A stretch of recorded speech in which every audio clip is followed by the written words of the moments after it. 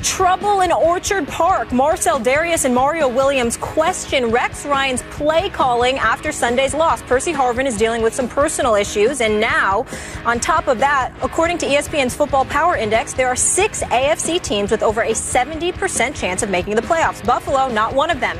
The Bills have a 30% chance of playing in the postseason. Skip, do you still have the Bills as a wild card team? Molly, Stephen A., I'm hanging in with those Bills as a wild card team, sort of the way you're hanging in with your Seahawks as a Super Bowl team and your Colts as a Super Bowl team, though you're really wavering on the Colts. But I'll be the first to admit I do not love what I have been seeing. The offensive struggles are understandable. The defensive struggles are unforgivable for a coach whose calling card is defense. A coach in Rex Ryan who I was convinced would have at least a top 5 defense this year. And maybe it'll turn back into one, but right now they're 16th in points allowed, which ain't very good for Rex Ryan. And by the way, Dennis Thurman is now calling defenses for Rex Ryan. At least that's what we're told. I know Dennis. I've given Dennis credit before. I've got to blame him now because maybe he's calling the defenses that Darius is taking shots at. Okay. So, but Rex philosophically is obviously the defensive coordinator. So, offensively, they have had injury upon injury upon injury. And when you have these kind of injuries, you're going to struggle because I think you had doubts about Tyrod going in. I didn't know for sure. I thought he could be pretty good. He's been very good when he's been healthy because I remind you, they wiped out Andrew Luck in that opener 27-14 and Tyrod starred in that game. And then against the Patriots, they did put up ultimately 32 points with 402 total yards. I thought Tyrod was pretty sensational in that game, even though he threw 3 picks that hurt them. Then they went to Miami and scored 41, but that's with some health. But when you start losing LaShawn McCoy and you don't have Sammy Watkins much, then you're going to struggle because they're not great offensively. I just thought they were going to be better than everybody thought, and they were until they started losing players. And now Tyrod can't play last week. E.J. Manuel gets thrown in, and they're just not good enough to beat the Cincinnati Bengals even in Orchard Park. So I get all that. I don't get the defense. They've lost Kyle Williams, who's an anchor of the defensive line for about a month with a sprained knee. Okay, but that's not enough to say, oh, wow, the defense is decimated. It's not decimated. Most of those players are pretty healthy, and they're not responding to the new coach, Rex Ryan, who I've called the best defensive coach in pro football, even better than Bill Belichick. And I don't know, maybe they're still reeling from what Tom Brady did to them because I think they thought they would again have Tom Brady's number. And obviously he put up a real quick 37 on them that got to 40 ultimately, and they won 40-32. Right. And he threw a party on Rex Ryan, his former nemesis. So in the end, I'm hanging barely with my wild card pick.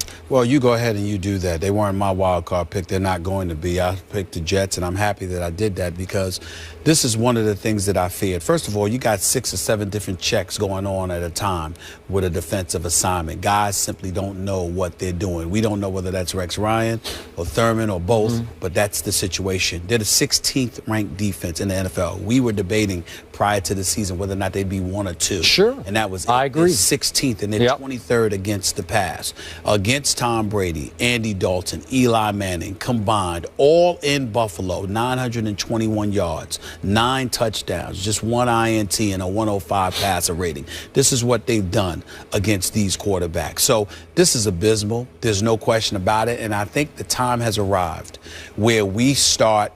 We've modified our positions on Rex on several occasions. We've said that he doesn't know much about offense, but he's brilliant defensively. But we've also credited him with being a leader of men. No. A legitimate question can now be brought into the fold about this. Is he a leader of men or just a friend of them? There's a difference. You know, he gets along with guys.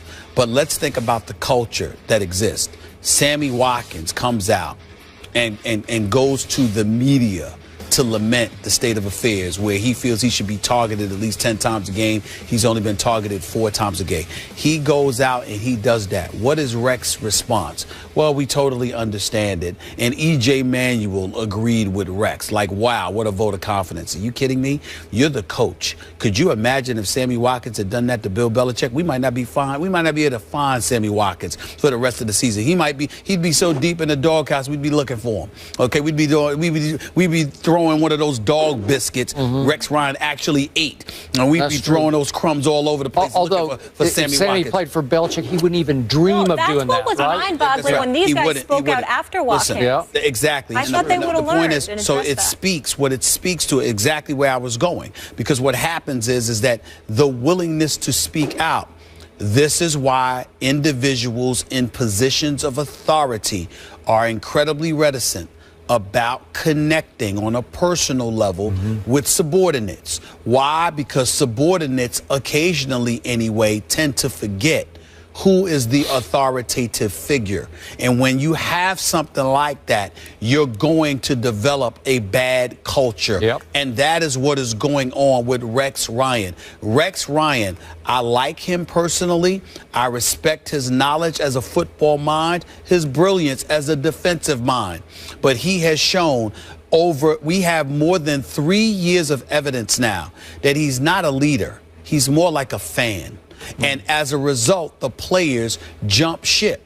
And if we want to sit here, Skip, and take it a step further and teach young minds, aspiring athletes out there what to think about and what to look for, you might shun authority on occasion, but at the end of the day, you respect it because those who aspire to be leaders and aspire to be great are always looking to be led first.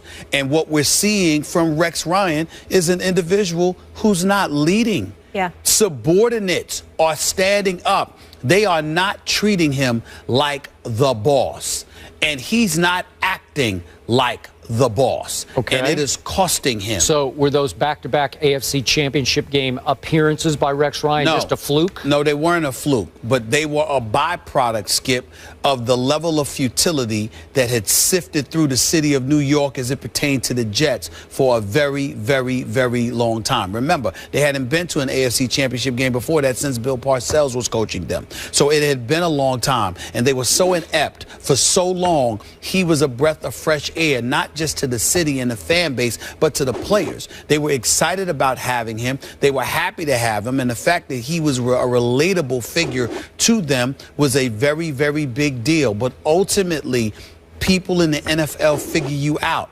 And all that bluster amounts to a hill of beans. John Madden, according to an article that I read in the Buffalo News, was at the Hall of Fame, and he was talking about how he knew how Rex Ryan had eaten a dog biscuit. And, he was talking about it in fun, and he was very respectful. But he said, ultimately, when you are a head coach in the National Football League, you are not judged by your personality. You are judged by your success.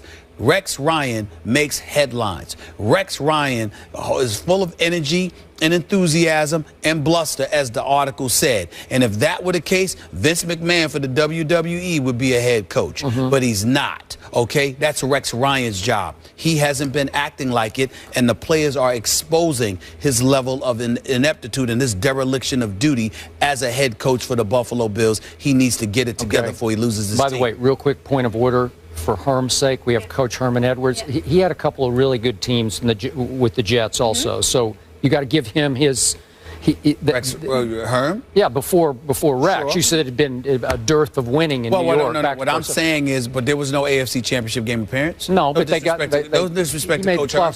Listen, he made the playoffs a couple of times, but they were never a real threat to get to the Super Bowl. Let's just call it what it is. No, but I mean they were pretty good. Well, they were all right. Yeah. They were all right. Okay. I tell Herm that to his face, and I love Coach Herm. Right. But they were all right. They weren't going anywhere. Okay. The Jets had a chance, and then they went from that to complete irrelevancy over the next 3 years. They regressed each year. Okay. That's a fact. All right. And he did eat the dog. He took a bite of the dog biscuit because it was a promotion, like be kind to dogs. Listen, something. I'm sorry. Right? You know what? Skip Bayless and But he didn't just suddenly eat a dog biscuit for no apparent reason. Stop it. Skip Bayless and Stephen A. have been invited to do a lot of things throughout the years, especially as our success on First Take has elevated exponentially.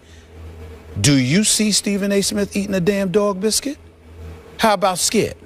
I'm a big no. You wouldn't waste calories on that dog biscuit. Let me tell you something right now. Nobody better not come to me and ask me to eat some damn dog biscuit. All right. No, it better not happen. Back on target to what we were saying. That is on target. This defense was fourth in scoring last year. So he inherited this ridiculous defense, and we all thought it was one of the storylines of the summer. Now we're going to have Rex Ryan there. They're going to be off the charts, and it just hasn't happened. Rex Ryan is a damn good football mind on the defensive side of the ball.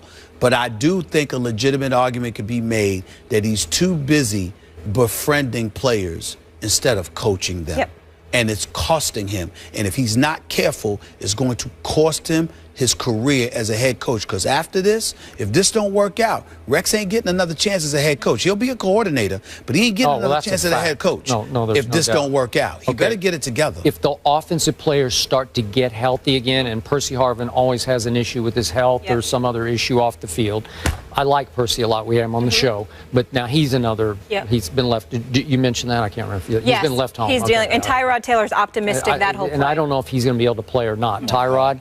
But if they get healthy, I still like them to get hot. There's too much talent. You can like them to get hot all you want to. We know that we expect them to beat Jacksonville. London. You know, Gus Johnson. Gus. I don't know how long he's going to last with his job. Let's just call it what it is, y'all. Y'all been around too long. Y'all know what time it is. You look at Rex Ryan, you know when a coach ain't coaching because he's too busy befriending folks. Authority is to be respected first, not liked. All right. You should hang out with my dad. His favorite thing saying to me growing up, I'm not your friend, I'm your father. That's what exactly. And I was scared of him. I say that all the time. Which of these guys would you start your NBA franchise